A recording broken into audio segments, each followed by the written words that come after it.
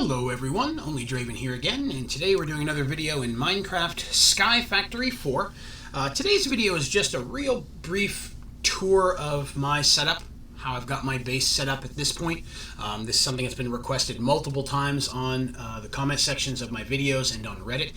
So just going to kind of give a real quick tour here. Now I have to say this is the second version of this. My original save got corrupted and I just recently had to start over again, so it's not as advanced as my previous one. I'm working on getting there, but I did want to show you guys kind of where I'm at. If you liked the video, please be sure to click like, and most importantly, please remember to hit that subscribe button. That way you can see all my videos and my tutorials as they come out.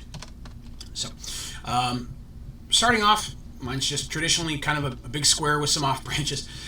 This dirt square is where I started from.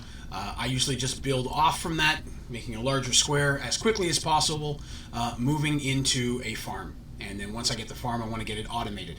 Try to automate everything as much as possible, such as the smeltery, different things like that. Mob spawner, which we've got over there, we'll cover in a moment. I'm using a simple storage network with filing cabinets, so I'll show that here in just a second.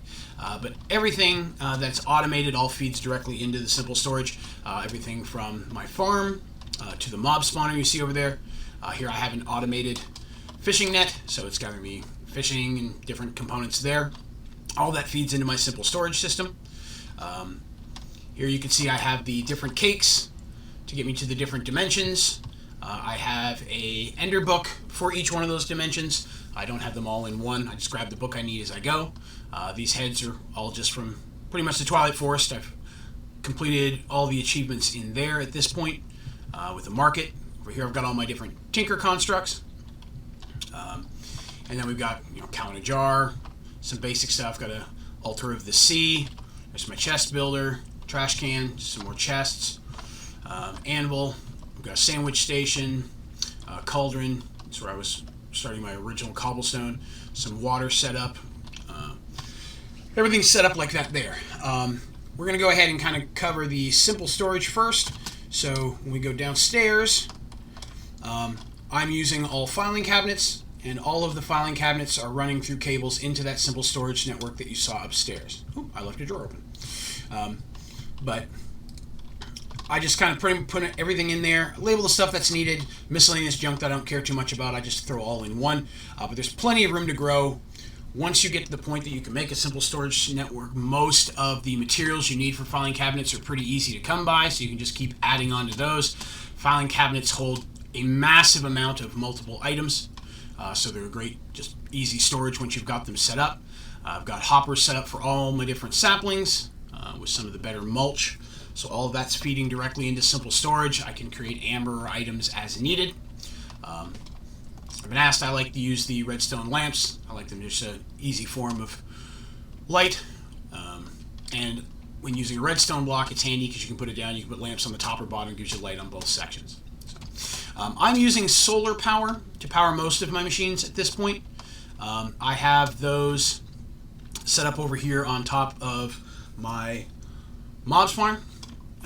And wirelessly transmitting the power to these batteries, and the batteries are powering the different machines, which I've set up kind of in this. I do 2, 2, and 2, so really it's 6 per battery. I find that works out well. You can always set it up to do more if you want, but that's just kind of how I've got it set up. Everything from my deep mob learning, all the different components you need, anything that needs RF power is just kind of run into that. I've just moved into creating the different gases. So right now I'm putting together some gaseous brine. So that's why I have an automated salt maker over here. And then here's my pressurized reaction chamber to work on some of those gases.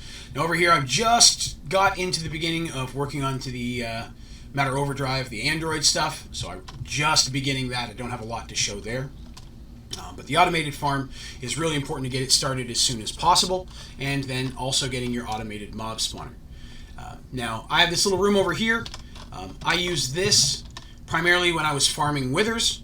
I like this little setup. It's a spot I don't have to worry about the sunlight killing any of them. While I'm trying to farm them, I make sure I get the killing blow on anything that I'm trying to level up. So, for example, if you're trying to use your deep learner and you're trying to level up the different data models. You can put the mob, your seed here you're looking for. Having the little blocks here means they're going to kind of funnel directly through the center. You can just kill them. Anything they drop gets picked up in an item collector. Easy way to just sit and farm the seeds, especially if you've got a good chunk of bone meal. You can just sit in here and whack away at those and level up your data model of your choice. Now, part of the reason I have my solar all the way over here is that I don't like rain. I just don't like the sound of it. It's annoying, and since I have yet to find anything that stops the weather in this mod, I do have a little ceiling that I built over top using chiseled stone and clear glass. Having it that high, I don't even hear the rain. I'll hear thunder, but I don't get wet. I don't hear the rain. But even the clear glass does seem to block the light to the solar panels, so I have those outside of that, uncovered, so they can transmit the power over to my batteries. I've got my automated smelting system set up here. I've got this wall is just some of the different armor sets and enchanted items and such that I found in like Twilight Forest in different zones. So it's really there just kind of for aesthetics. I'm a bit of a collector. This is where I was farming my withers. I was farming those. Just a basic traditional enchanting table setup. And over here is where I had my farm. Originally this was just the original square. And that was just to get different farm animals like cows, chickens, and pigs to spawn. But then I moved into the Resource Hogs mod. Very quickly learned that it's just not very good. Personal opinion, of course. The Resource Hogs, for the amount of time and effort you have to put into it based on the return, there's just a lot of better ways in this mod to get the vast majority of the materials. There's a couple of the odd hogs that wouldn't be bad to put together. If you need some of the rarer items, but for any of this, the traditional materials, it's just kind of a waste of resources to put a lot of time into this. But I did it anyways just to see. So that's kind of my farm.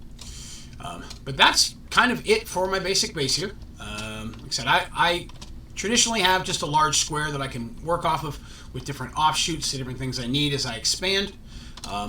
For me, it was important to get a second layer very early because I knew I was going to have all my storage down here and running up into my storage system so it doesn't clutter up my actual work area. But that's going to be pretty much it.